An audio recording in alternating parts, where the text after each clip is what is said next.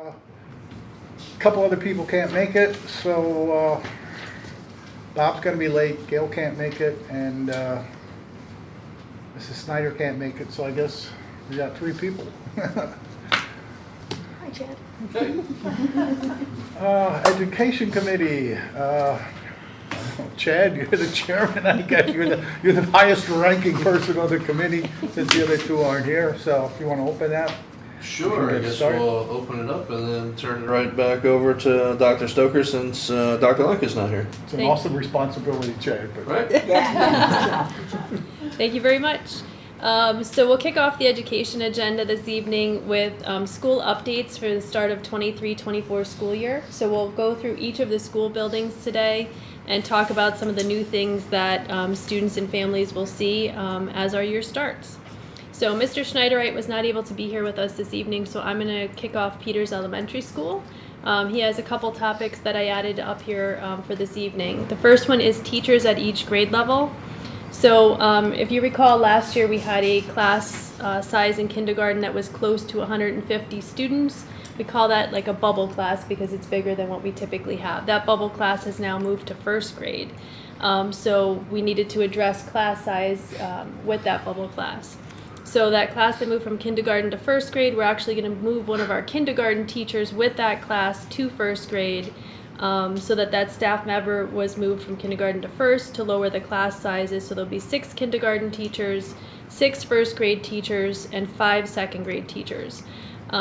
With that move, the largest class size as of today for first grade then will be about 24 students.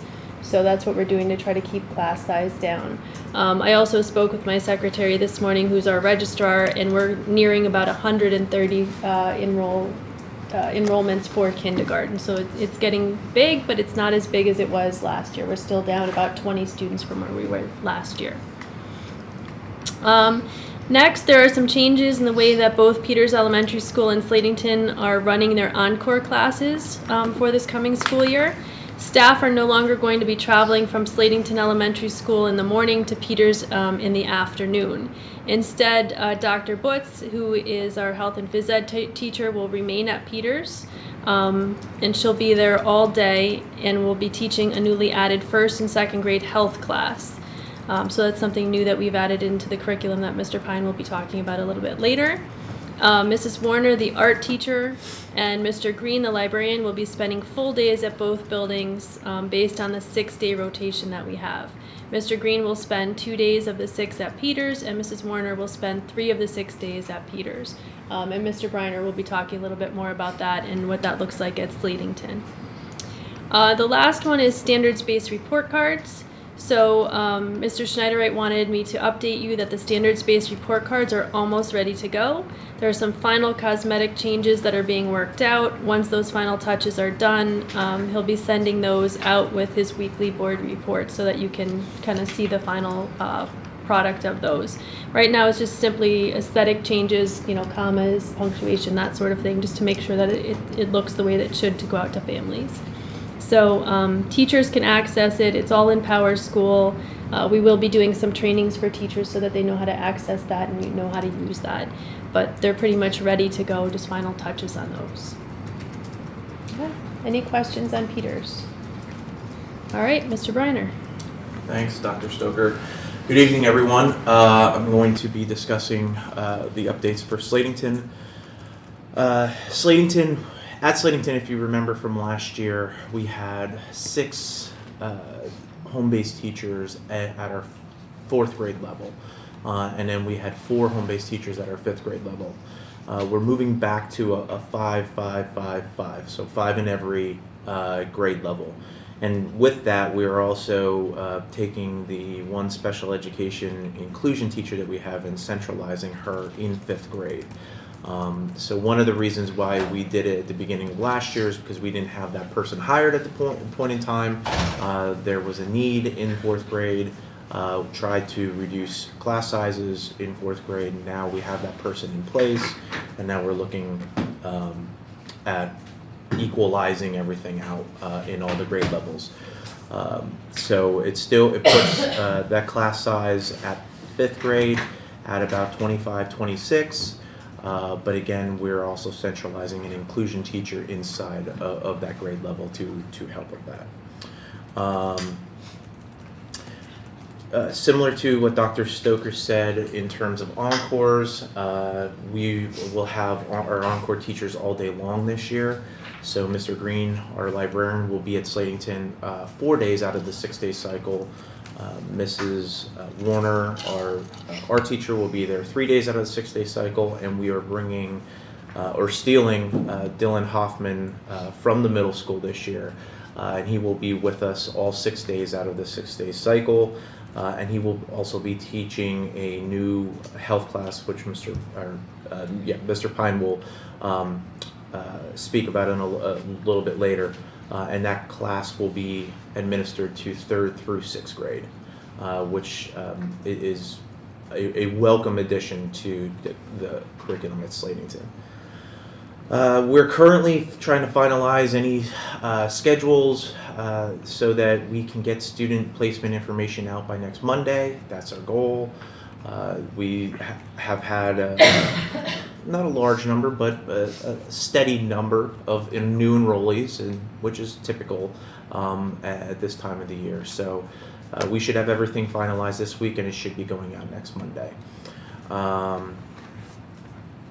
We are also finalizing some room shifts just because of the changing of the home bases that I spoke about. Also, today I met with my school-wide positive behavior support team and my student support team to discuss just some updates and adjustments to expectations in our school-wide positive support program, our MTSS interventions, and our school-wide incentives that we're looking at running this year. We are working with the IU to finalize our report cards. I'll talk a little bit about our report card as soon as we're finished the updates, just to give you a look at the changes and why we had to make the changes in our report card. And we are finalizing some planning and professional development scheduling for the staff, which is coming pretty quick. So that's the update for Slatington. Are there any questions? Okay, thank you. Mr. Stroll, middle school. Thank you, Dr. Stoker. The middle school will be holding 3 events within the first month of the school designed to serve as orientation and transition for students, as well as keep parents and guardians informed about all things middle school. We'll have a parent night, information night on August 21st at 6 p.m. We'll hold what we're calling a middle school boot camp during the first week of school. That's designed to give students the skills that they need to be successful and get them acclimated to the middle school. And then on September 21st at 6 p.m. we'll hold the middle school open house. The second area that we'd like to update is middle school is partnering with the high school to introduce Cornell Notes. It's a note-taking strategy as a cross-curricular approach to literacy. We'll be training teachers in the strategic and many variations during the first week of in-service and throughout the year. Mr. Hauser and I like to extend a huge thank you to the maintenance and custodial staff for maintaining the courtyard this summer and general maintenance throughout the building. They did a wonderful job. We also got a few rooms painted, completed some much needed tree and courtyard maintenance, and of course the floors look great, and the deep cleaning of the middle school just made it that much more brighter. So thank you. Anybody have any questions? Any obstacles at this boot camp? It's focus on middle school student transition from elementary to the middle school. Sounds good. But we will have the military there at the career fair. I like to plug. Yeah, we have a date for that, right? April 19th. I already got it. Yeah. That's right. Perfect. And the bonfire is September 28th. Mark your calendars. It's marked. Dr. Bell, high school. Hi, good evening, everybody. Good to see you. I know our list looks a little lengthy, but I promise I'll go quickly. So we kind of broke it up into academic and then operations. So as you've heard me talk about a couple of times, consistency and academic expectations is our primary focus. So you heard what Mike said about, we're even doing some of the PD cross buildings together, to really look at key strategies that we think are going to make a difference in the classroom. So we're looking at that Cornell note taking. We're also looking at utilization of the IXL and CDT, which are benchmarking tools. And instead of kind of giving a window for that, where teachers can kind of do it when they want to, we're being very consistent and strategic in the way we're doing it. We're all doing it on the same day. We're going to run an exam type schedule because this is important data and it's important that we do it in the best way that we can. We're focusing a lot this year on the teaching and learning playbook that Mr. Pine has been working so hard on, and that's really going to frame what we're looking at. As you know, teachers at the high school have building operations time. It is going to be very academic focused, and there's going to be expectations for what that's going to look like, as well as their 86-minute blocks of actual instruction time and what that's going to look like. So we're going to spend a lot of time on the expectations, on what makes an amazing block. We talked when you first came in, 5-year-olds can do small group instruction, so can 17-year-olds. So we're really going to take a look at what the block looks like and how we're going to utilize those 86 minutes, every minute, to the best that we can for student growth and progress. So then the operations side of things, you've also heard us talk about, concerns with safety and also with accountability of all the kids. So we've really tried to streamline our breakfast procedure and our cell phone procedure. Basically, our cell phone procedure, we have a great policy in place. Now we just need to clearly communicate it and enforce it. Mike and I have sent out a couple of, we went over the new procedure with our parents that came to Coffee and Conversation, which was a great time, even though, our numbers weren't huge, but it was great conversation with the middle school parents and high school parents. And then there's going to be another communication going out this week to parents, and then a final one before school starts. So that way they can start talking to their kids about it. They know it's coming. And, just clarifying what the expectations are. There are no cell phones allowed in the classroom at all. They have to be away, they have to be off. Anything else with cell phones you can think of? We're just really just trying to follow the great policy that we have. Yeah, you hit the policy highlights, yeah. Yeah. Okay. So then breakfast procedure, there's going to be no going to the cafeteria, no roaming, none of that. They're going to come. It's a grab and go. They grab it. Right when they enter the building, they go to homeroom. They stay in homeroom. They're not moving floors. They're not doing any of that. They're starting as they enter the building. The academics will begin. So those are the procedures, and that's pretty much. Backpacks will not be allowed in the classrooms. This is a huge safety concern, and they will be stored in lockers. And that is also something that will be communicated and has been, but will be communicated a couple more times before the school year starts. So that was a lot in a short amount of time. Do you have any questions? No, I'd just like to see the enforcement happen. Yes, for sure.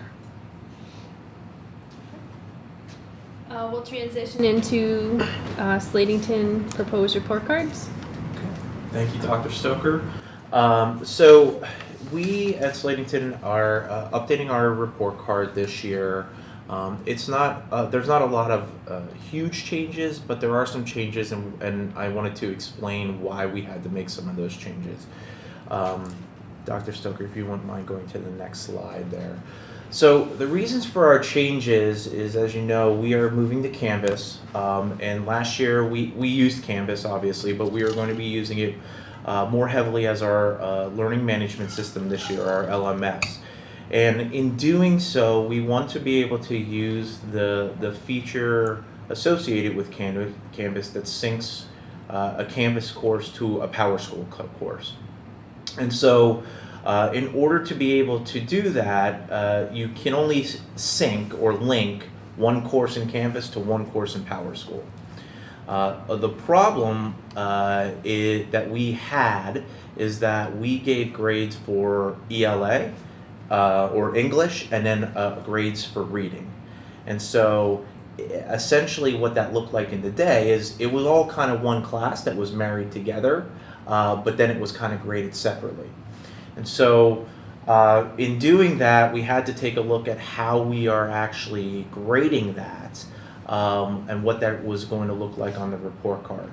So we got together as a faculty, we looked at it, we took a kind of a vote from the English department looking at what that grade would look like. I also took this to our curriculum council as well as family engagement meetings to talk about this. And what we've decided to do is move to combining that English grade and reading grade on the report card into one grade. So there'll be categories within that grade, so that, one, the benefits out of that are students will only have to work in one course in Canvas for English, okay? Otherwise, they would have had to have an English Canvas and then a reading Canvas. And there'd be a lot of toggling between the two inside of the same block. Another reason to do that, or benefit, is families will only have to worry about one course, just like our students. And then also teachers will only have to kind of maintain one course, where, you know, maintaining two courses they would have had to do if we would have kept it separate. So Dr. Stoker, if you wouldn't mind advancing the next slide. Some additional changes while we were in this process. We took a look at our report card and saw some outdated things. So, for instance, we had on the report card a section for a grade for MTSS.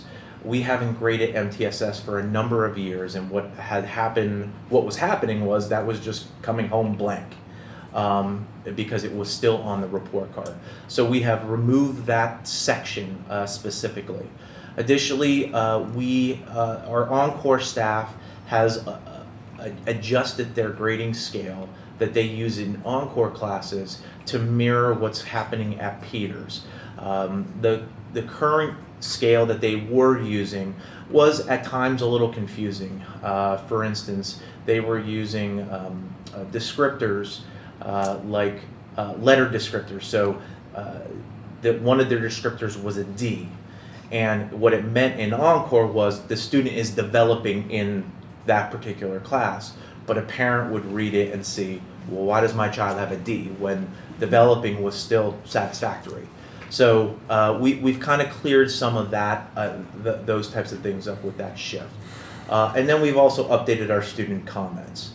So to take a look at what this actually looks like, Dr. Stoker, if you wouldn't mind advancing, this is what the old report card looks like.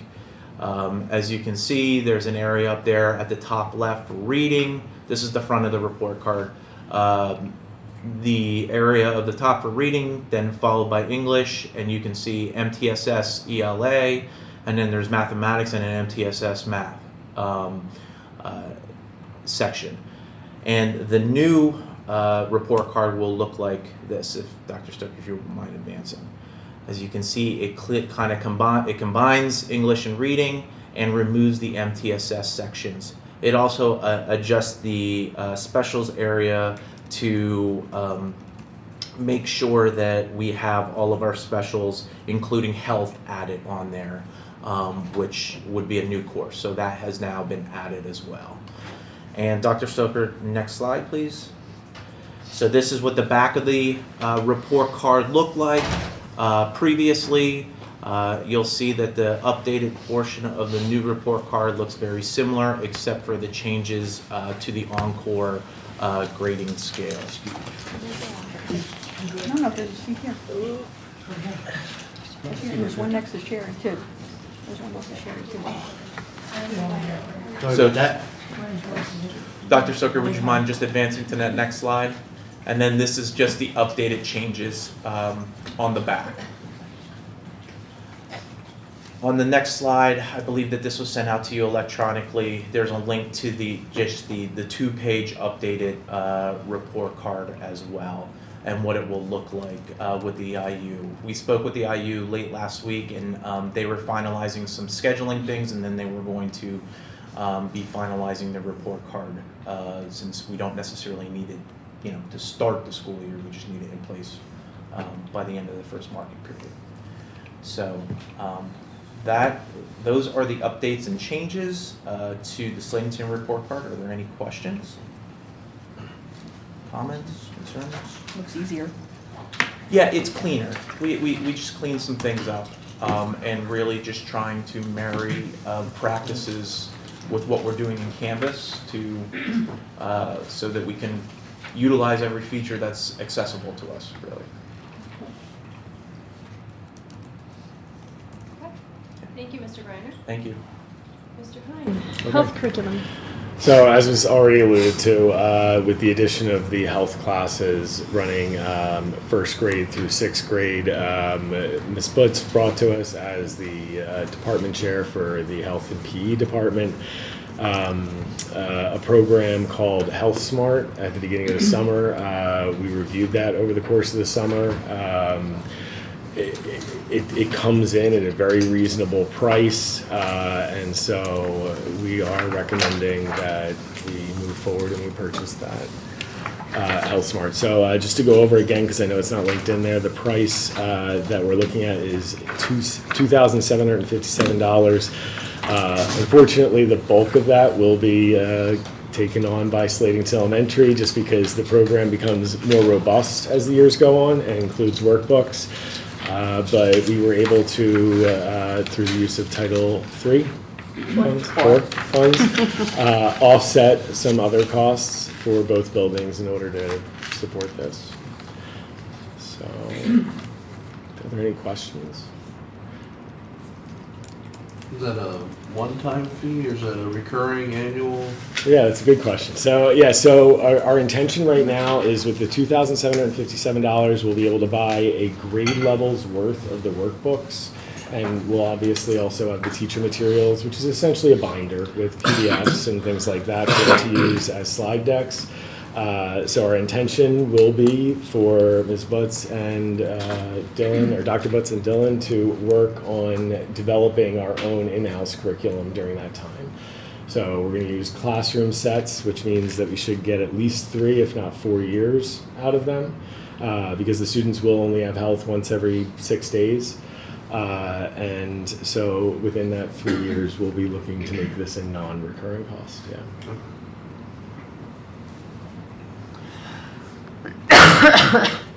Any questions on that? Okay. Anything else for the Education Committee agenda? I just wanted to say that I had a brief conversation with Bob, and as chairman, he said he had something he wanted to mention. And if it's on your mind, you want to do it, go ahead. If not, Yeah, that's fine. When we got our board report, I read that not one of our students passed the Keystone exams. How many took it in now that was only our spring students? Yes. Okay, and how many of our students took that exam In the spring or overall? in the spring? I'd have to go back and look.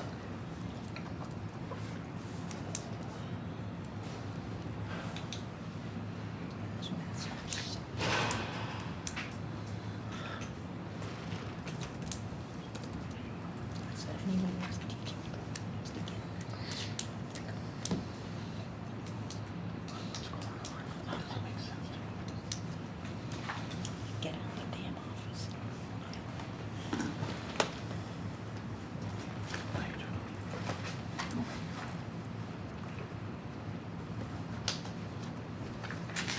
I mean, that's something you could get me later too. That's not a big deal. Sure.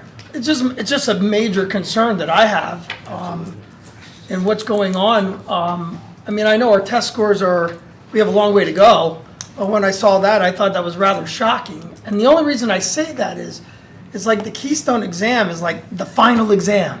You know, like that should be our goal. So as an ex-educator, I start questioning why isn't our curriculum mirroring what is expected on that exam? What kind of benchmarks are being used throughout the course? What happens if kids aren't reaching those benchmarks before we go on to more material? I got a million questions because this is something that's, I think, highly unusual and something I think is really concerning. Sure, I agree with all of those things. There were 20 students that reflected for the Okay. Spring Keystone. We did look at the results as an admin team as part of kind of our retreat days or our summer work days. Some of the things that we did discuss is there's a group of students in 8th grade that take that Keystone as well, and by the time they're getting to 10th, 11th grade, they don't have to take it anymore. Right. So many of the students are already I've already taken it. taken it, passed it, and are ready to graduate. So this is a small group of students that are still left, but yes, we need to get them to the point where they're also passing that assessment. Okay. I sent Matt an email when I saw those scores. I was very upset when I saw those scores. My thought was anybody with a freaking teaching credential goes into those classrooms and helps get those scores up. I was gonna say it's a remedial. Are we doing anything with them remedially? So I'll let the high school admin speak about what we do for remediation. So as far as benchmarks, we do use IXL for to benchmark throughout the course of the semesters. We have 3 snapshots, one in the beginning, one in the middle, one at the end of each of the semesters. So overall, it's 6 times, but different sets of students because we're switching algebra throughout the middle of the year. Remediation does occur when students do not reach advanced or proficient or do not pass the Keystone as far as a graduation requirement. Using IXL and other techniques that the teachers think is necessary based on the data that based on the data that they're seeing from IXL, and our expectation of the usage of IXL is at least twice per week, 15 minutes for 15 minutes of a period. How many years have we been using IXL now? 2? At the high school, this High is school, 3? This is 2. 2? I think it's 2. 2? Yes. Yes. I mean, if my memory serves me right, it's 2. So we have had 2 years of looking at data, okay? Is our failures the same? In other words, is there a reoccurring pattern of why students aren't successful? Because this isn't the first time. It just stood out because nobody passed. And I understand these are more of a remediating or lower math level students. I get that. And I understand that. Luckily there's another pathway they could take to graduate, or we'd have 20 kids that would really be struggling to, and that's just in algebra. They got 2 others they got to take. So when we use IXL, are we looking at reoccurring issues when we analyze the data? Now, you talked about using IXL as far as remediation after they take the Keystone. My concern is that after a benchmark is given, and now I analyze that data, and I break it apart, and I really dig down, what are we doing then? Right then? Because now we're throwing more concepts on kids who might not yet have established any proficiency in what was taught already. So are we going back and reteaching, or you understand what I'm saying? Yeah, so if I Absolutely. could just jump into, I was alarmed as well when I saw the scores, and Mike and I, something that I reported out as far as our focus is instruction. Clearly that is our focus at the high school level. So we're taking a look, first of all, at what does our 86-minute block look like? And framing that for the teachers. Not that we're going to micromanage every single second, Sure. but we are going to have an expectation of what the first 10 minutes, the next 40 minutes, the next 40 minutes look like. Yes. And that is going to be, kind of using your word, enforced, and that's what we're going to look for. We're going to communicate, we're going to clearly explain what it looks like, and we're moving forward in that way. As far as the IXL administration, there has been an expectation there, but again, it has been followed by some teachers and not by others. And you can see that when you look at the data, because the data is very spotty. You have some data points, some teachers have a lot of data points, others have little to none. So we're being very clear about, back when we were talking about when we are giving it, we would have a window for CDT. We're going to have CDT for bio, but we would have a window for IXL. You know, you need to give it within this time. No, all math teachers are giving it on this day. Right. All ELA teachers are giving it on this day. And then once we have our data team meetings, and a lot of our professional development is going to be instruction. What do we now do? We've looked at the data long enough, we see what the data is, where are we intervening with kids, and how do we do that? Via small groups.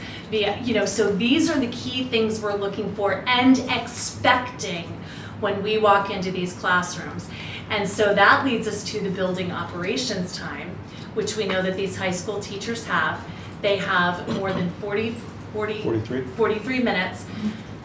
We are going to be very clear about what they're going to be using that time for. It's going to be for, Mr. Klein, curriculum writing.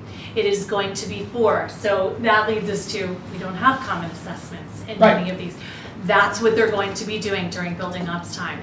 We're also, I didn't mention this before, and Mike reminded me to, we're forming a child study team. So our hope in building ops time is to eventually, and I'm not naive to think we can pull this off in October, but in that building ops time, you've got highly qualified teachers that can work with some of these kids that are struggling via remediation. So one-on-one, small group, that's what they should be doing during building ops time. It is not an additional 43-minute prep. It is focused on curriculum, teaching, and learning. So we have a lot of work to do. We've recognized that we have a lot of work to do. But I think, and in our communications this summer with the staff already, we've already put out there what our block expectations are, what our instructional block expectations are. They're, and they're probably not used to seeing something like that coming through in the summer. Like, this is what, get ready for this, just so we want to get your feedback. We want you to start thinking about it so we can get your feedback from day one when we start together on the 22nd. So, it is certainly, we have a lot of work to do, but I think we've got some great plans. And some of those operations thing comes into play because we're removing the cell phones from the equation. They're not going to be propping up their phones when they should be, engaged in instruction. So hopefully all of that together is going to make a difference. I'm glad to hear that because I've been noticing that over the years too, that things have gotten worse and worse. And I can't say, the worst should not be the term I use. But Sure. Anyway, I think what we need to do is get the teachers back on track, that there is accountability. Yeah. And they need to be accountable. They need to be supervised. I think they became lax over the past couple of years. Sure. So what you're saying, and certainly with interviewing, I see this happening because this is what you told us you wanted to see happening. So I'm looking forward to that. But I think really it is that the teachers got lax. I think that we have quality teachers and they can do it. They can do it. I just don't think they were applying it. And I'm hoping with even supervision, it's going to start to make them be more accountable. Yeah. I think accountability is the thing. Yes. Right, inspect what you expect, that's number one. Now, I heard a lot about instructional practices. Yeah. Have we looked at this as a curriculum issue as well? So yes, right now we just finished up the writing of the actual curriculum documents. So we've done standards audits. So we have the standards in place. I think that we're going to have to look at whether or not the assessment results are demonstrating that those standards in place is enough, and they're in place at the right times, and we have the adequate reviews in. I do want to say in relation to IXL though, because I don't think I heard anyone say it. So last year was technically a pilot for IXL at the high school. So there was uneven implementation. I want to give Dr. Bali and Mr. Stroll a lot of credit for the plan that they have in place for implementation this year. So IXL is important to me because it's what I'm doing my dissertation on. And as a program, I really do think it has promise. And it has promise in helping us sort of bridge those gaps between what's happening curricular-wise over the course of an entire year and assessment-wise over the course of an entire year, because we will have that feedback, each step along the way. Teachers have And to- one other piece of that too is the data piece. I don't know that everybody across the district is in the same place with understanding how to look at data and how to use data within their classroom. So I think we need to get everybody to that at least base level where everybody's understanding of, after this assessment, what do I look at within IXL? And then how do I take that and turn that into instructional practices and hit the things that, students are struggling with. Okay. And it is a great tool because, and we're gonna work with teachers on this, and this is what our data meetings are going to become. But, when we're looking at it, it has the ability to group kids for us. So Todd, Lori, and Mike, man, you're really struggling in this area in, algebra. So I'm gonna be working with that. They need this before they can get this. Right. So it's not only data, but how, like Dr. Stoker said, what now are we gonna do about it? Like, we can't just sit, we're not looking at data and reading it and saying, boy, there's a lot of kids failing, and does this match this? What is the action plan? And then how are we gonna monitor that? So. Yeah, it's a culture of expectations, and I think, Gary, you said it right. That needs to be established, and obviously, here we are. We're a new start, new foundation. But I mean, that to me was just wow, eye-opening. We are really failing our kids, and that's where I was coming from. So I'm glad there's a plan in place. I mean, if there wasn't, I'd have some major concerns. But yeah, and I did take a look at the tool as well, our observational tool that we're going to be using across the district. That's all good as long as we analyze that data and find out, and deal with the ones who aren't doing it, because change isn't easy. You're going to have your home run hitters, bang, they're all on board. You're going to have the ones you're going to have to kick in the ass, and you got the ones in the middle that are kind of wishy-washy, could go either way. So we all know that change takes time. But, I think we need to send that message clearly. This is what we expect, and if it's not going to be there, then we have to do the heavy work. That's the bottom line. As uncomfortable as that might be, that has to happen. And it's really, communicating and fostering that, as we all know, that culture of excellence. Right. Like, these are our expectations, and we can get there, Sure we can. together. And some of the things we're doing in the opening faculty meeting really speak to that, what we want our culture to be, and that is excellence, and we won't settle for anything less than that, so.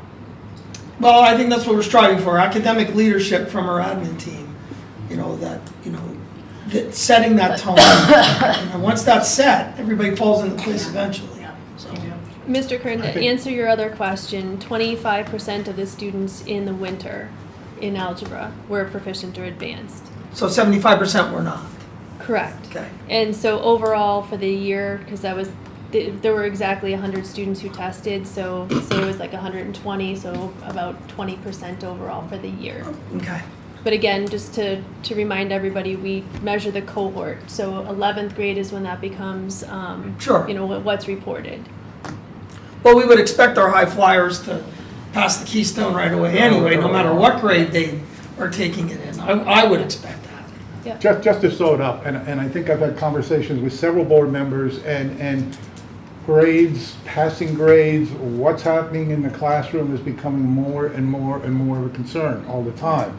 And I think we put a lot of new programs in place in the last year or two with the understanding that it's not going to change overnight. It's not going to happen in a year or two. But now we're getting into the third year, the second year, and I think all I want to say is I think the board is becoming a bit apprehensive, perhaps. Are we doing the right things? And I keep hearing the same things. We're going to do this, we're going to do that. And what was that guy's name? Cuba Gooding, who said, show me the money. And I think that's where some of the board members are starting to be now. I hear what you're saying. Show me some numbers. I want to see some things improving. I don't want to see us stay in the same place and saying we're going to try this next year, we're going to try that the following year. And that's all I want to say. It's like we're getting apprehensive. Matt, I would be okay with these numbers if our grades in Algebra 1 reflected that. But I'll guarantee you, because I personally know somebody who got a B in Algebra 1 and failed the keystone. So that can't be. You don't understand what I'm saying. That's called grade inflation. I've been saying it for a long time. You're going to hear me ad nauseum on it because it's there. That makes mom and dad feel good but as far as the kids learning and knowing the content, it's not there. Right. So that has to change. Yeah, and I agree with what you said, Matt. I think, we keep saying we're doing it, we keep talking about it, but we don't see the action coming out of it, We don't have to change the wheel, but we need to put some air in that tire. Something somewhere, yeah. And I think the administrative team hears what you're saying. I think the staff hears what the board is saying as well. I think the pieces are coming together this year. So we've been working with instruction, we've been working with curriculum, we've been working with assessment. I think that this is the year that things come together, where we're pulling all of those pieces together into the big picture. So I'm hopeful that we get to that point this year.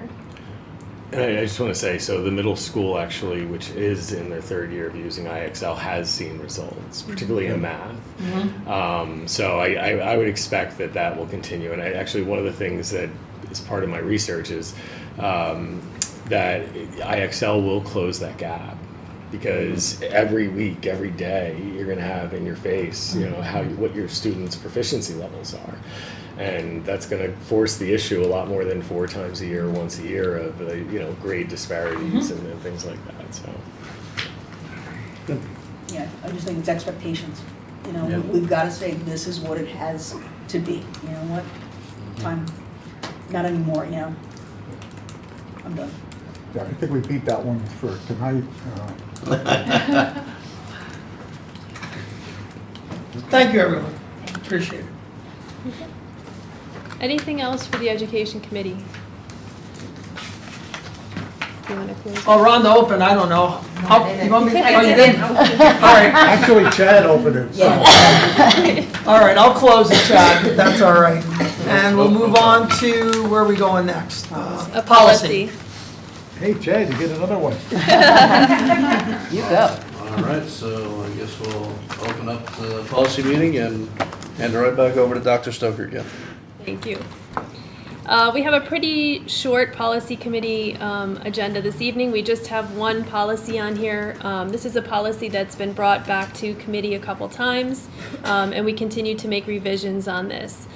This is the use of school facilities, policy 707.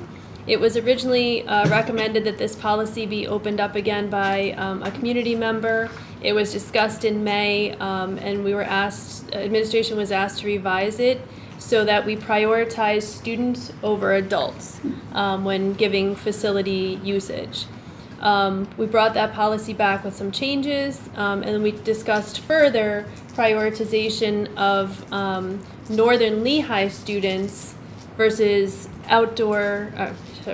versus non-Northern Lehigh students, like outdoor community organizations, youth, then having adults. So Northern Lehigh School District youth, then other youth, then adults, being prioritized in that order. We further discussed giving priority over, instead of a whole year, doing it half year and half a year to give people opportunities to schedule events. So I'll bring up the new language.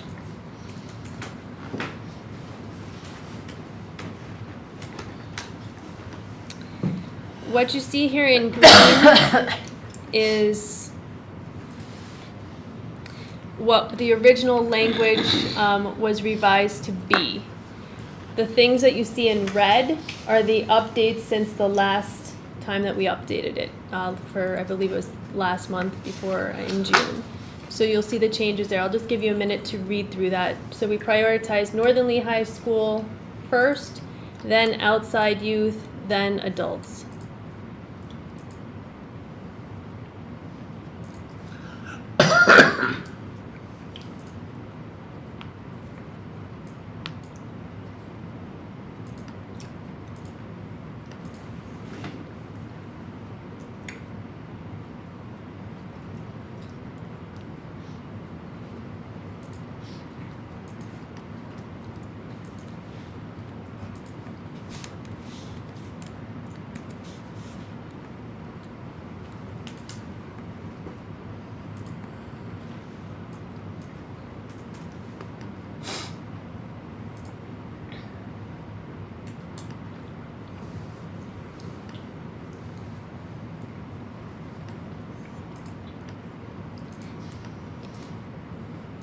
Does anybody have any questions, comments on that? are there folks that you have to get this out to that have previously, like, reserved time or anything? So what we would be probably looking to do with this is I believe Greg already have people scheduled for this year. So this policy, once it would be passed, would take effect really next year because we've already scheduled for this year. So we wouldn't want to go back and have to redo that.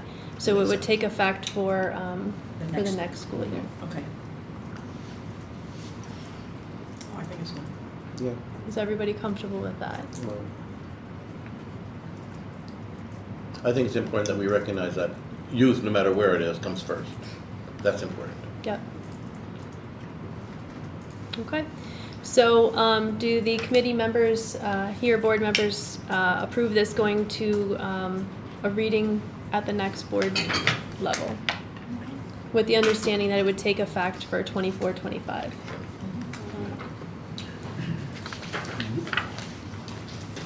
All right. That's the only policy that we have on the agenda this evening. Is there anything else for the policy committee? Okay. Do we want to close that one? All right, if there's no questions, we'll close that out and we'll send it over to Technology, Building and Grounds. Mr. Okay, Dissel? thank you, everyone. Good evening. I would like to turn it over to Brother Greg. Mr. Greg. Welcome, everyone. So the first item on the agenda for tonight is an update on the baseball softball project.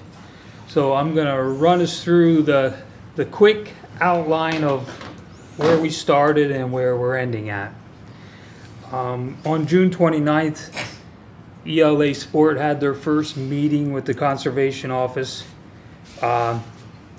They submitted everything they needed to. However, the Conservation Office did not accept the infiltration testing results because they were more than 5 years old. On July 20th, we retested. I think they were here. We dug 4 or 5 test pits, and the results were there is no infiltration in the basin that's existing or any of the areas located close to the basin. On August 3rd, we had another meeting, ELA Sport with the Conservation Office, and based on those results, we're down to 2 options. One would be rehab the existing retention pond that we do have. The second option is possibly what they call a managed release concept, and it is, if that is their last resort option. In other words, if we can't find anywhere that will have any rate of infiltration, that there is a last option, and it's called the managed release concept, which would consist pretty much of a basin with some different soils in the bottom, some grass, and then an overflow grate. If the water reached the overflow grate, it would be managed or dissipated out into the woods. The rest of the water below the grate level would be retained in the pond and hopefully infiltrate. So at this point, right now, we do not have a permit from the Conservation Office.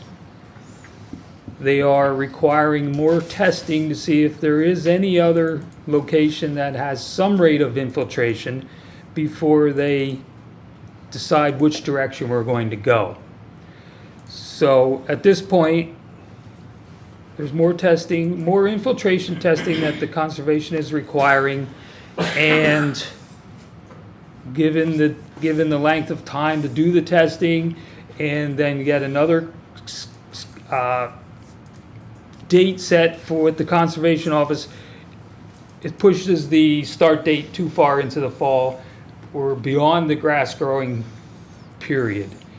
And as much as, or as of about 4:45, I received an email from the ELA Sport project manager with a new timeline that he's suggesting, Since we're not gonna have a permit to grow grass this fall, it looks like we will continue with the permitting process, conduct the tests that they are asking, and hopefully have a permit for sometime in the spring, early summer, but they still are recommending that in order for us to keep our games here at home, that we stick to the same timeline that we originally had, which will be a start date of, I'm gonna say August 2024.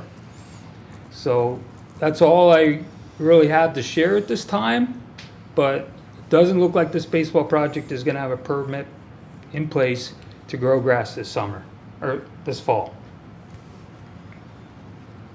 Any questions?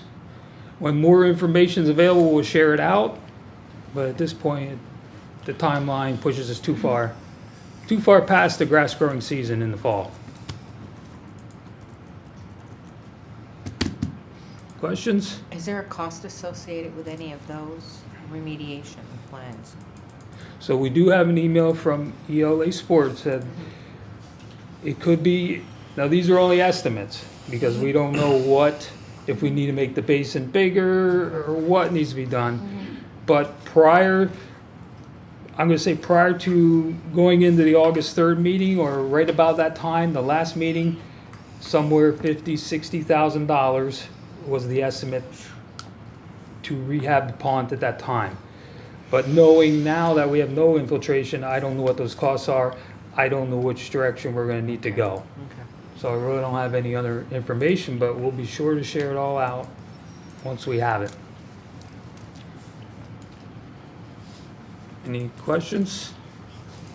I don't know if it's necessarily a question. I think it's just a little frustrating thinking that we would have hoped that ELA would have done their due diligence to make sure that the permits were within the proper allotted time frame that the county would accept, since it's pretty black and white of what they do or what they do not accept. So that's a little frustrating. Understood. From what I understand, is the county moved the goalposts a few times. I was curious about that, but And we have to go with the mindset that ELA wants to get paid, they want to get the project in, and they deal with every county in the state. So keep that in mind. I think just keep that in mind. yeah. Can you explain, we have no infiltration, but when we get big heavy rain, by the next day the water is gone. How does that work? If we don't have any, It's got to run off somewhere. Probably run off in a creek, maybe. That's my guess. And I share your frustration, and we're putting grass in, replacing grass. We're replacing grass with grass. So I'm not an expert in that approval process, but I understand the frustration and feel your frustration. I'm right there. So the dollars that we have for that, can we get some interest or something? Oh yeah, we're earning interest on that. The bond is currently earning interest, yeah, about 5.25, I think, or something like that, interest, yeah. How many years do we have to start using that bond? It has to be spent within 3 years. Okay.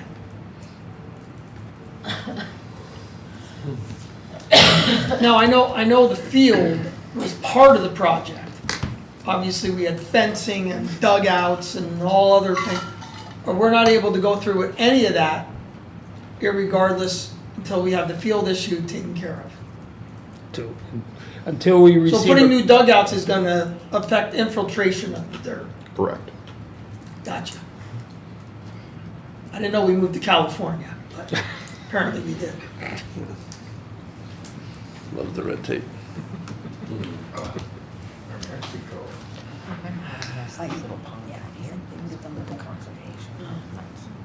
So if there are no other questions, we'll move on to the next item. As information becomes available on the softball, baseball project, we'll be sure to share it out with everyone. The next item on the agenda, the Center Street sign upgrade. This is the sign or the marquee that is out by Center Street in front of the middle school.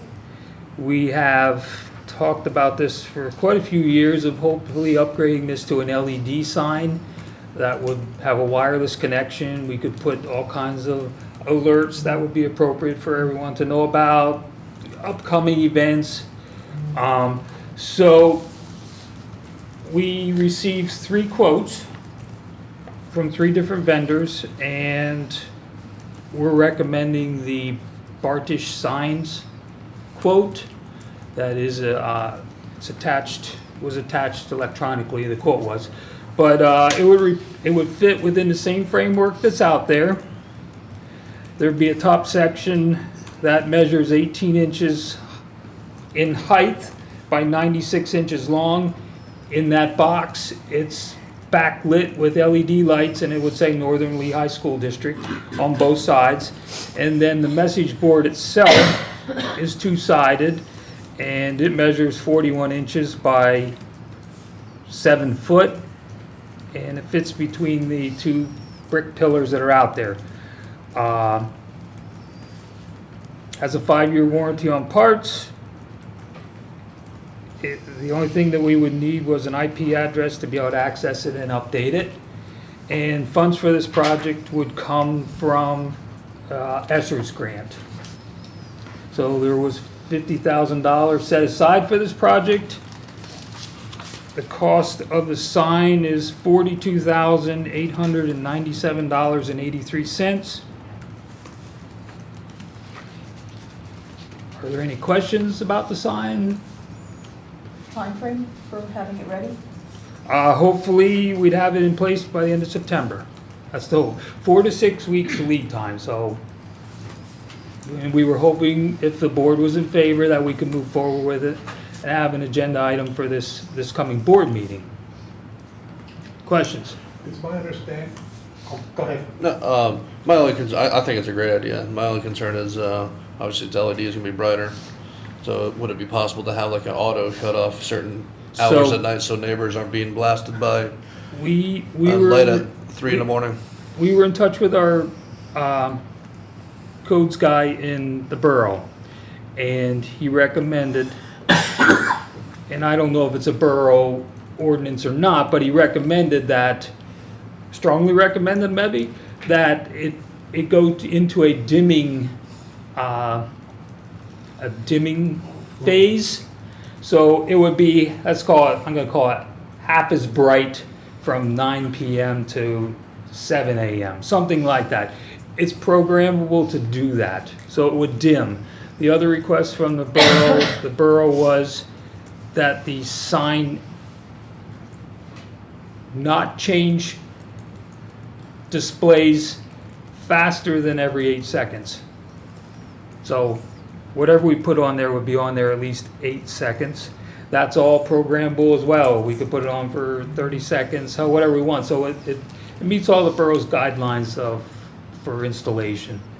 And it probably does many other things that I'm not aware of, but any other questions? So with that 8 seconds, so I'm assuming that we're talking about some of that being scrolling. Yes. But if we have a permanent thing, it will just stay. No, it can scroll on. It can scroll as it goes through, right? We could do whatever we want to. If we want to scroll every 10 seconds to a new screen, if we want something on there for a half an hour, it's all completely programmable, however we want to use it. This sign would be similar to the one you see out at Northwestern. Bartish Signs did that sign. It's the same sign. They did the Boyer's Hardware sign, and they did the Diamond Fire Company.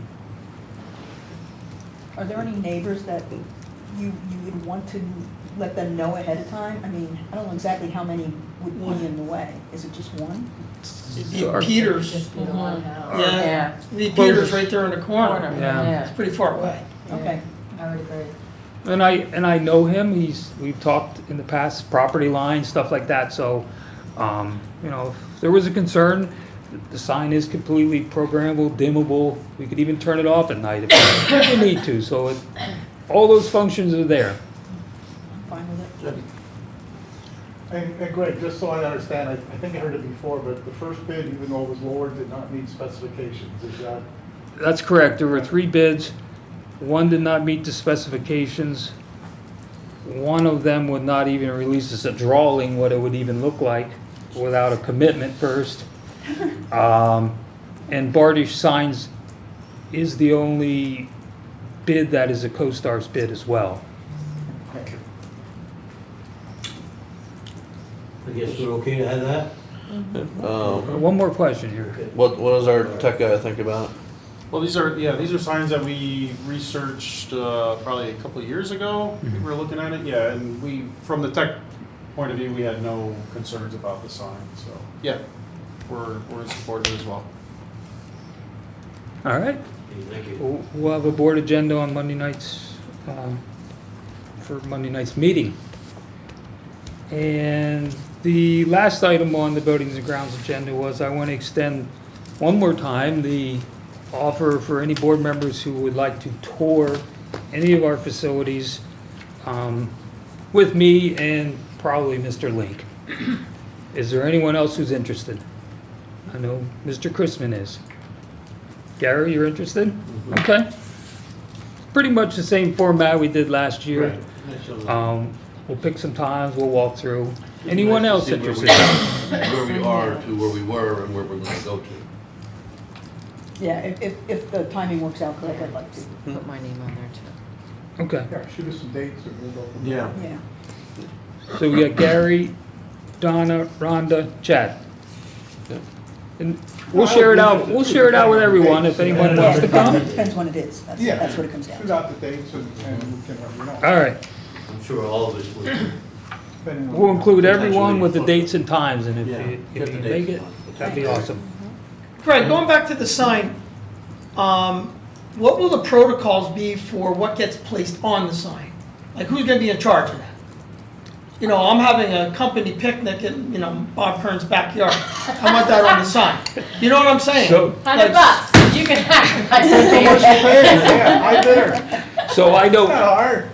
don't know the protocol. I think now that we know we're getting signed, we need to develop one. Okay, very good. I didn't know if that was given a thought, but I know that could get out of hand, is what I'm saying. And I know Maybe, Matt had conversations with some of the principals already too, that it would be district-wide. It's not going to be for, just the middle school, just the high school, because it's over there. Right. It'll include Peters and Slater.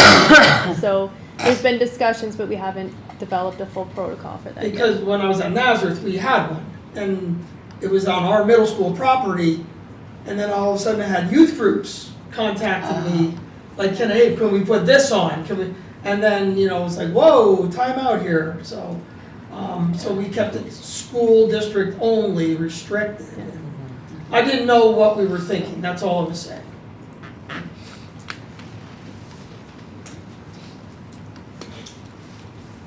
that concludes my 3 agenda items for this evening.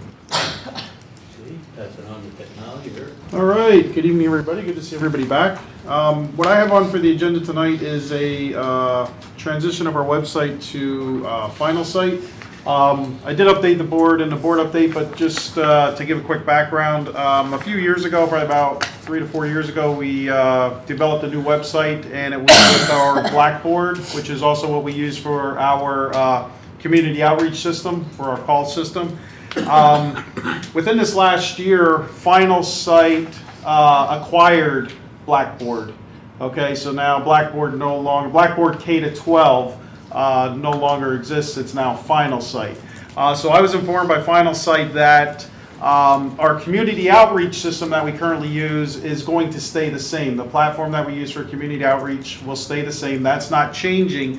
But they did inform me that our web community manager, which is the part that we use for our website, that will become obsolete in 2025. Okay, so we still have time.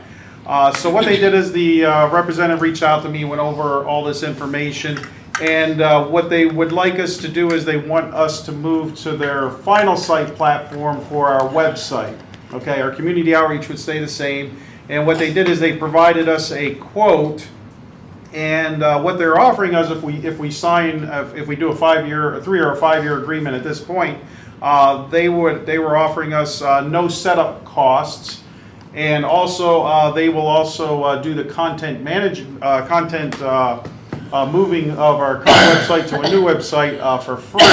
Which, if anybody was on the committees last time when we did this, that was a substantial cost. They were like we looked at 3 or 4 different companies, and those costs were anywhere from probably $10,000 to $20,000 for the template fee and then the content, to move the content over, content migration. So they're offering us that at no cost. And so there's two different quotes here. One is a 3-year quote, the other one is a 5-year quote. And what the quote is basically if it's a 5-year agreement, it's a $200 increase every year for that 5 years. So it would start at $37.80, which is about what we're at right now, and it would go up to $45.80 at the end of the 5 years. So it would basically be a $200 increase. The 3-year quote is basically a $300 increase per year over the 3-year period. And again, this would actually include our website and also includes our community outreach system that we're using now as well. So what I did was I did inform our webmasters. We have 3 webmasters. We have Andy Kern, we have Chris Abilio, and Janet Bayshore. I informed them of what was going on, and they all agreed that we looked at some of the templates.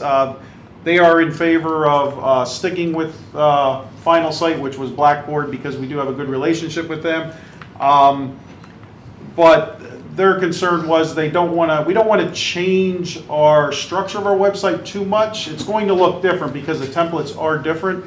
So we will have to choose a different template, but we all agreed that there was a few templates that we saw on there that are not exactly what our website looks like, but very similar, and we feel like we could keep the same structure. We don't want to change the structure of the website. We spent a lot of time on that last time. It was a big project. So they all agreed that they all are for going with Final Site, as long as we don't change the structure too much. So that's we're kind of in agreement that we would all do that. The only other piece on here that would be an additional cost is right now built into our Blackboard we have a translation feature which is actually powered by Google. Google's actually not supporting that any longer. So Final Site doesn't have anything built in, but they have a plug-in that we could pay. It's optional, but $1,000 per year, and that would give us a translation, which actually as administration we talked about. We feel like that piece is actually pretty important. So that would, again, that's an optional piece, but we feel like we really should have that. So that would actually increase these prices that you see here by $1,000 a year. And I don't know if you heard back, but I didn't get an email. I did not yet. So we reached out, CLIU 21 hosts the money for, we have to be part of a consortium for our Title III monies because we don't get enough money, as an individual district. So I reached out to them today to see if we can spend our money in that way to pay the $1,000 for the translation as part of our ELDP program and for the families who don't speak English and would need translation services. I don't know if they're going to consider that supplemental or not. So they may consider that something that we're required to do. So I'm just waiting to hear back from them. Okay. So that's what we're looking to get that additional add-on in there. So again, that would be $1,000 extra to what you see here on these numbers that I'm showing now. As far as timeline for this, Final Site, they're not, as I said, the other web platform that we're using now is going to be supported until 2025. So they're not in a hurry, and we're not in a hurry to transition our website.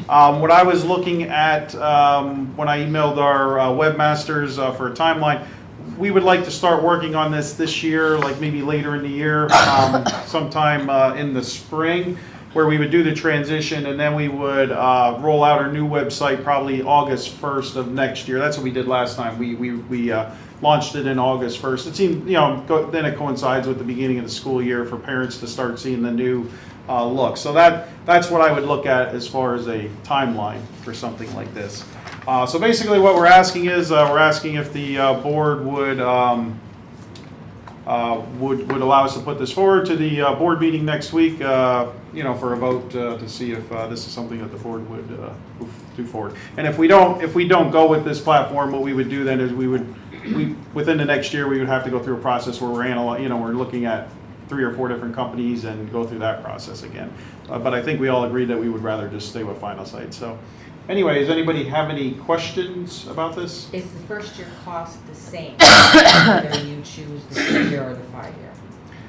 No, it actually goes up because they're increasing it $200 from what we're paying now. So it would actually be the 3-year. Let me bring it up. It's $300, so it's actually $100 more for the first year as well. So it's, if you look here, it'll be 3808, and if you look at the other one, it's 3780. So it's a little different, but yeah. But from there it goes up to $300, so. It seems to me like 3 times 3 is 9, Yeah. 2 times 5 is 10, so it's an extra $100 for a year and a half. Exactly. Yeah. Unless I'm missing something, that sounds like a no-brainer. I agree. You know, it's like, do the 5, I would encourage the 5. Plus the other positive thing about staying with Final Site is, as far as administration, we had talked about it, we like our COS system, so we actually would like that platform, and we would like to stay with that platform as well, and that's included in this price. This is actually both platforms, so. Eric, is there any accessibility issues that we would have to meet for the website? Like, I know there's different, you know. This is, requirements. yeah, they are, and that's one of the reasons why they want us to move as well, because they said if we stick with the other platform, they're not going to guarantee any ADA compliance. This will be completely ADA compliant, which we talked about last time when we did it. So, yeah, this will meet the ADA compliance. They will check to make sure all the fonts and all that good stuff match that we are in compliance. So, yes, this will be completely ADA compliant website. Thank you. Yep. Good question. Everybody okay for the 5-year? Yep. Okay, there you go, Eric. Okay, we'll put that on the board agenda next week. Thank you. So that's all I have for my section. Thank you, Eric. And we'll close technology and open finance. This looks like, it's going to be Nikki's time. All right. I had recently sent out an email to families just notifying them again of our universal free breakfast and lunch for this upcoming school year. Andy Kern has been updating things on the cafeteria tab on our website in terms of our menus, just lunch pricing if they do choose to purchase a second meal. So we're still encouraging everybody to create a meal account through our new program, School Cafe. They can download the app on their phone easily and get a lunch account going there, because we are offering a la carte items at all cafeterias this year. So I know that's a little bit of a change, because 3 out of the 4 were offering those items, and now with Crystal Buck taking over at Peters as the head cook, she is going to be promoting some items such as chips, cookies, ice cream, different things like that. All Smart Snack compliant, of course, so healthier versions of those 3 things I just said. There's also the catering request form posted on our website, and everybody can have access to that. And I just asked with like filling these out that we get a couple weeks notice on that type of a thing, just to make sure we have the product in-house. Also, at 2 of our schools, middle school, high school, we are going to be piloting a breakfast after the bell program. We've had a couple meetings, myself, head cooks, and the principals at both of the schools. Hopefully we'll be able to execute this. I think we have a good plan in place to be able to feed more people at breakfast time by bringing the meals to them in the classroom and cutting down on some of that wandering that's done in the beginning of the day. Staff can, of course, order meals, so just wanted to reiterate that for everybody. They can contact the head cook at each of the kitchens that they work at and order from several different options that we have. I am still in the middle of being trained on all the different modules that we purchased through Primero Edge. So I predict by like January 1st that I'll be in full-fledged of using that, hopefully. And then we got 3 new employees. So we had 3 positions open up at the end of this past year, and all 3 positions are filled already. So we're going into the school year with all of our positions filled, which is great news. And then my last scheduled day is the 31st of this month before my leave. So it's like 10 and a half weeks that I'll be out, but Sue graciously was willing to fill in 2 days a week, and those 2 days will be Tuesday, Thursday, so you may see her in and out. Outside of that, there was nothing else that I had for tonight. Any questions? You're not gonna have any equipment breakdown while Sue's covering for you, are you? What'd you say? You're not gonna have any equipment breakdown while Sue's covering for you, Hope are not. you? Hey, we have a food service equipment grant that's due like September, October timeframe every year. So we got all the quotes lined up for our big purchases, which is hopefully new dishwashers at 2 of our schools. So we'll see. Hopefully this is our year that they give us that. So the legwork has been done on that. So she just has to, between Tanya and her, submit that. So fingers crossed. We had 2 sets of washer and dryer units. So I forgot to mention Sherry's old washer and dryer. She donated that to the high school. And then my sister-in-law was in the market for a new washer and dryer. So she donated her old to go over to Peters. So they're covered there. And I think I believe the old high school one that really that was still up and going is now at Slatington. So we should have everybody covered in that department. So it's just the dishwashers we have to say some prayers for, but They are all in place and ready to go. Good job, Nikki. Anybody have anything else for her? Just real quick, I think whoever was involved in changing the whole breakfast thing, good job on that. Because, whether like it or not, we're in a very low to middle class area, so some of these kids, that's all the food they get. And so I know sometimes some kids felt rushed, coming in, they only had X amount of time. So by doing that, I think, like you said, it'll really open that up. So yeah. Whoever helped that along, good job. Next on the agenda, Yep. So the first thing I want to talk about is the supplementary personnel salary schedule. Did everybody pick up a copy when they came in? It was down here. I didn't think everybody got some. Thanks. So I just actually want to take a few minutes to just look at where we sit in our substitute teacher rates as opposed to other school districts. Currently, our first 1 to 10 days, we pay $110.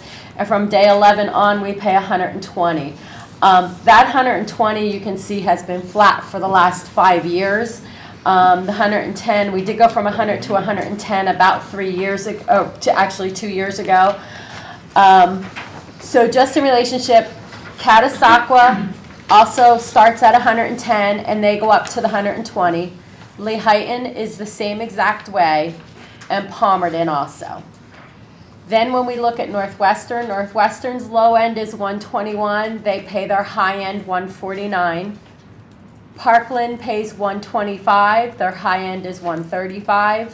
And Whitehall is $118. And Whitehall's high end is $135. The IU pays an hourly rate, so they do $17.50 an hour. So I'm just basing it on like a 7-hour workday for their teachers. It's like $122 on the low end.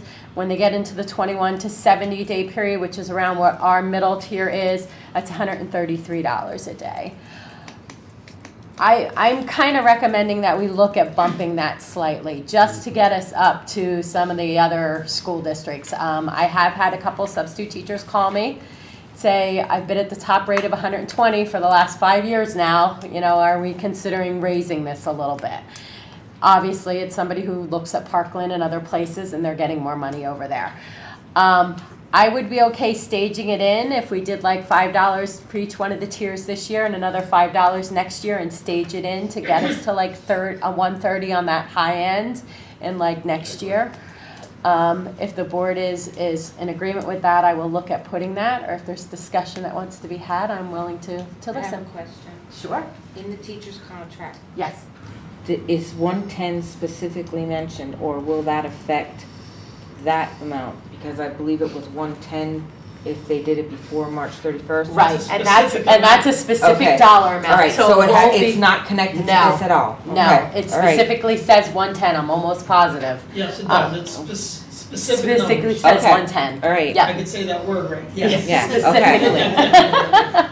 Um, My only question I have is about how many substitute days do we have in a year? I know that can fluctuate.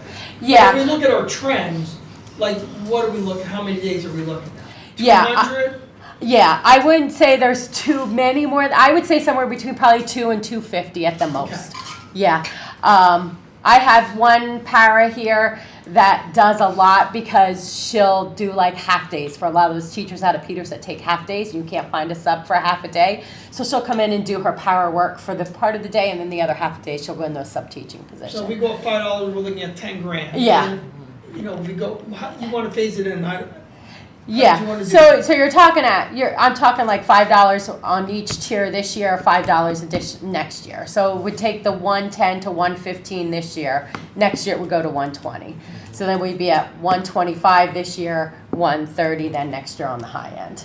You think that'll get us what we need? Yeah, I mean, we've been hurting over this past year with yeah, substitutes. with substitutes, and that's what I'm trying to get to the point where like we're getting Right. more substitutes because it's And hard all to the build that districts are sub facing the list. same thing, but they're putting their prices up, they're putting their salaries up, which is gonna hurt us if we don't maintain that. I agree with that 100%.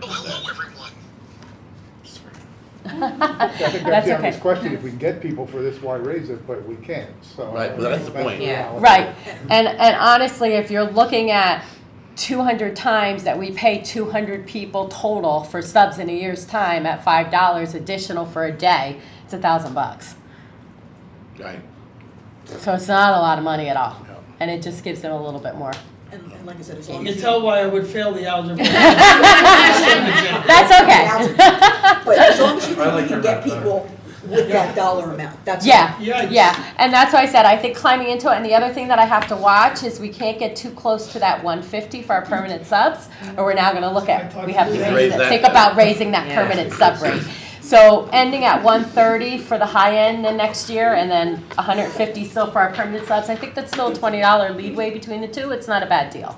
But I think if we want to increase it after that, we might need to start looking at those permanent Yeah. subs then as well.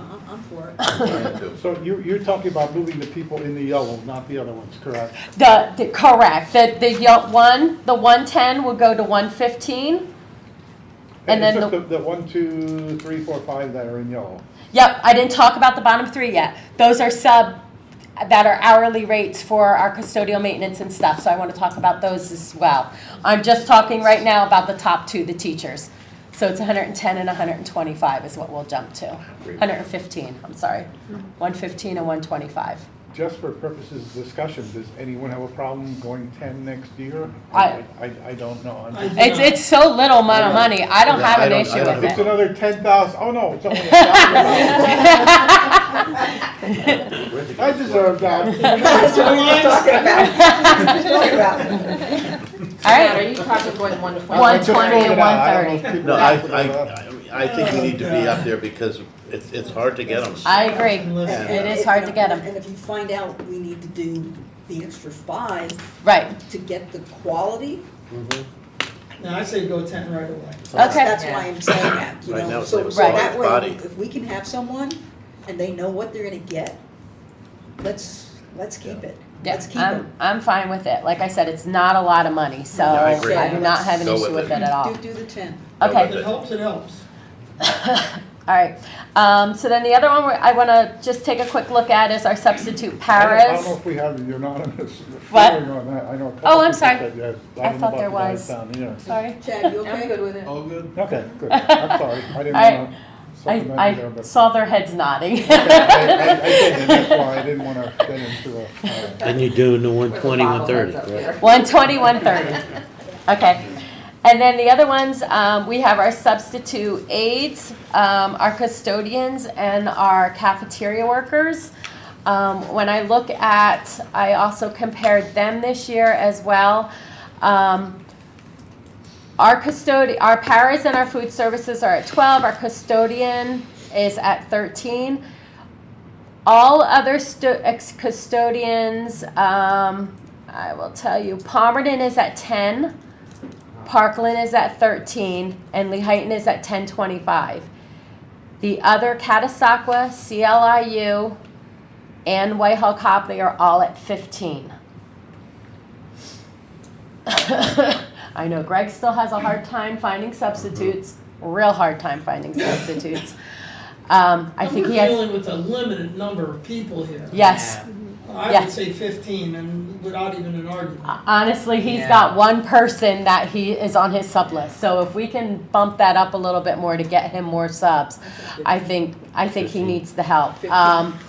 And yeah, our starting custodian is $17.20 an hour. So we're not even close to what we're paying our sub. If we take it to 15, you're still $2.20 away from the person who's being hired for a full-time job. Do you think you could get people at 15? I think it's gonna help. Yeah. Okay. I'm fine with it. Me too. Yeah, that's good.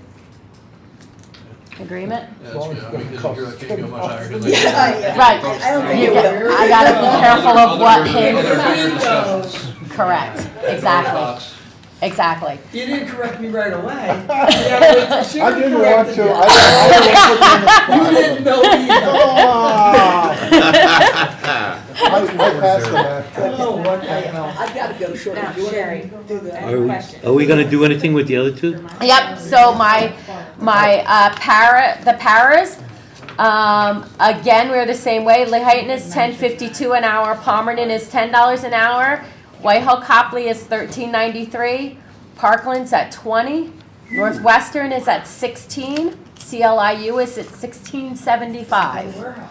Now, the paras you gotta be a little bit more careful with because a new hire para, that is our cafeteria and hall monitors, they're only at $14.72 an hour. So you gotta watch how close you get to that sub because you won't be able to fill the position then because they're gonna say, I'll just come as a sub and come whenever I wanna come because I'm gonna get more money or real close to money and I don't have the commitment. I can decide every day whether I wanna work or not, so. What are you proposing? I would say even if we raised that by $1, we went up to $13 and still kept it like 14. In another year, that starting Sarah Paris salary is going to be negotiated this year, so the contract's up the end of this year. So can that change could that. then drive that, To go up. which will then drive what we can do with our subs. That sounds good. Okay. Does that make sense? Mm-hmm.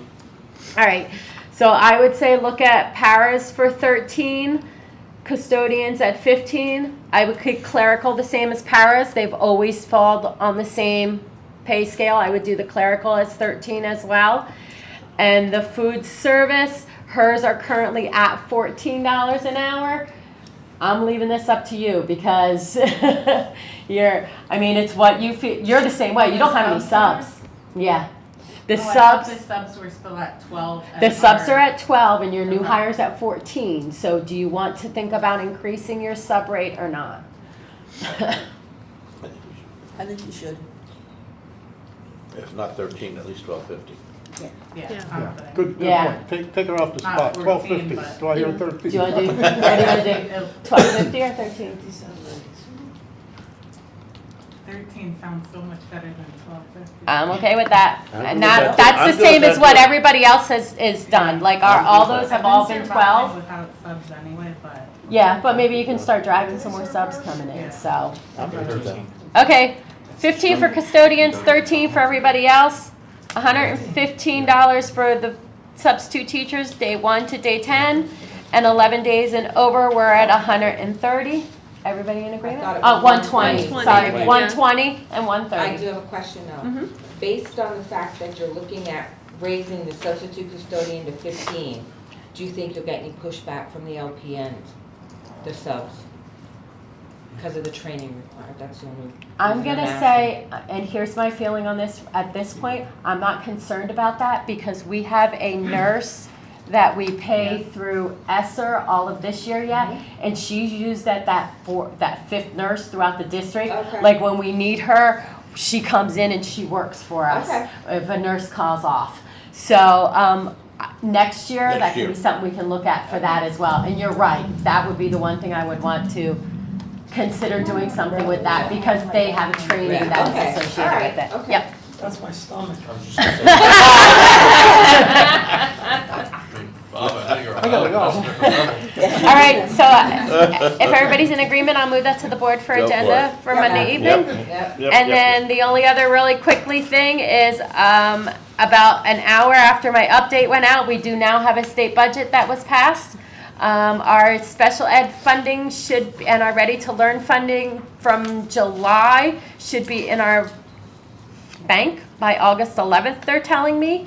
And our BEF is due the end of August, and that should be here on time as well. We do not know our BEF numbers yet. They're still working through with PASBO and PDE to get the spreadsheet up on where all that funding's going to be for us. So once I hear that, I will put that in an update to let you know, based on how much more money we have coming in than what was actually in our budget to start with. I have to leave. Any other questions? 7, but, Take care. Yep. Thanks, Sharon. Be safe, take care. All right. That's all I have. Let's, go on to the community relations then. Eric. Eric, Eric, she oh, needs. go ahead. No, you Oh. can keep I have it going. up. Go ahead. Yeah, I'll keep it up. Yeah. You wanna take the That notes works. or Yep, markers you're here? Yeah. I guess it's me, right? Extra. Yeah, Bob. You, Bob. I'd be the man, huh? Can't add, but I could start a meeting. Actually, that would be multiplication. We'll work with you on that. All right, thanks. Mr. Geist, tell us Yes. some good news. Yes, here's some good news. We started football heat acclimatization today. I started this afternoon, adjusted due to the threat of the thunderstorms, so we were able to get out and handle all the heat and then get in and get some lifting done. So next Monday, all the other sports start. So that's our start of our PIAA first day. And then all of our teams are in action on August 25th. Every single team is in action on the varsity level. September 8th, we will bring in our NLYA family to honor them and have that during our football game against Penn Argyle. Homecoming is on the 29th, and if you heard Mr. Stroll earlier mention our bonfires set for the 28th. So we have all of our teams will be able to participate in the bonfire, the homecoming, and as well as the homecoming dance. So we've scheduled all around that. On October 20th, we are going to have First Responders Night against Jim Thorpe. So we're going to honor our first responders, all of our different area, and as admin, we're gonna come up with a plan and kind of work through that whole time. And then as fast as it starts, it ends fairly quick. November 6th, Fall Awards Night. We honor all of our fall athletes, and hopefully at that point we'll still have some more teams in action going into postseason and moving from there. So any questions? Since sports just started today, there's really nothing going on. You guys And all those dates will be available on our kiosk, starting at the end of September. Very nice. Very nice.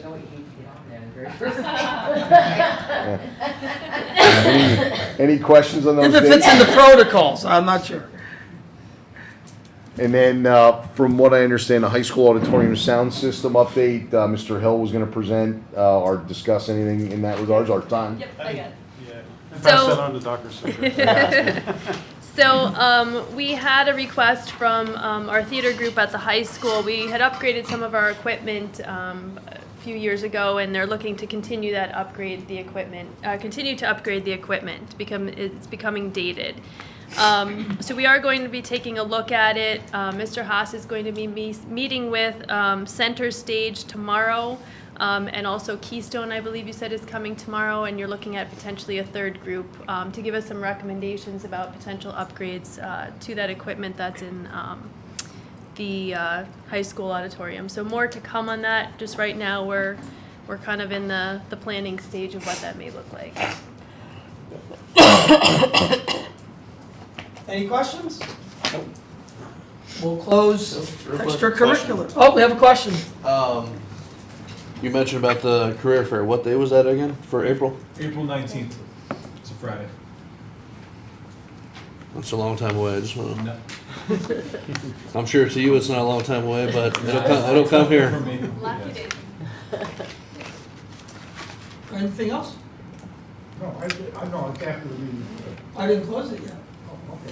I want to say what I was gonna say yet. Okay. Yeah, okay. I'm gonna close the extracurricular meeting. Goddamn time, yeah. You don't have to come to this committee anymore because you're not on.